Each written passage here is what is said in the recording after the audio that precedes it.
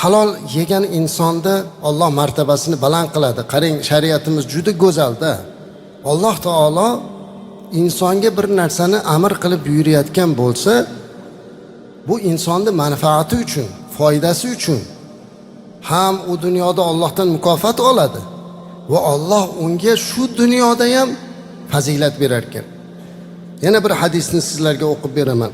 Rasulimiz alayhissalom aytibdilar: "Man akala al-halala 40 yawman", kim 40 kun halol taomlansa, shu parhez qilib, qattiq harakat qilib 40 kun halol ovqat yesa, halol yashasa, Alloh taolo o'sha bandani yuzini nurli qilib qo'yar ekan va qalbidagi hikmat buloqlarini ochib qo'yar ekan aslar. Qalbidagi hikmatlarni tiliga olib chiqib qo'yar ekan. O'shuning uchun ham taqvodor, Allohdan qo'rqadigan, halol yashaydigan insonlarni Alloh yuziga nur berib, so'zini hikmatli qilib qo'yar ekanda. Shunaqa ulug' zotlar, doimiy ibodatda, taqvoda turgan, duogo'y insonlar bo'ladi, bilsangiz, borib suhbatlashib rohatlanasiz.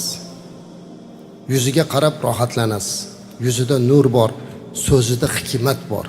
Nima uchun? Chunki u doim halol taomlanganda, halol yashagan.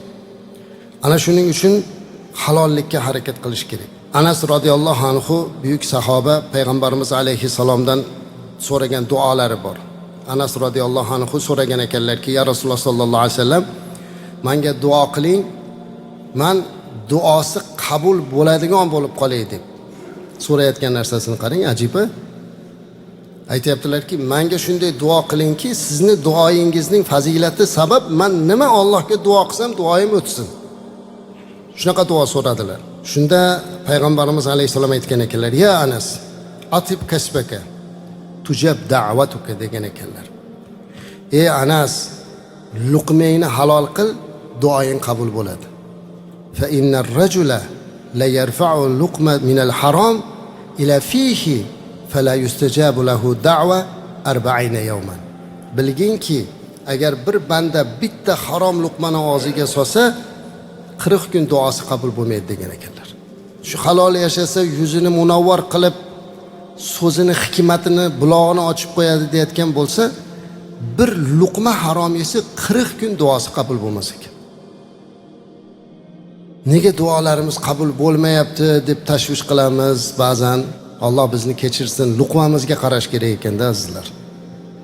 Yeyotgan taomimizga, topayotgan molimizga qarash kerak.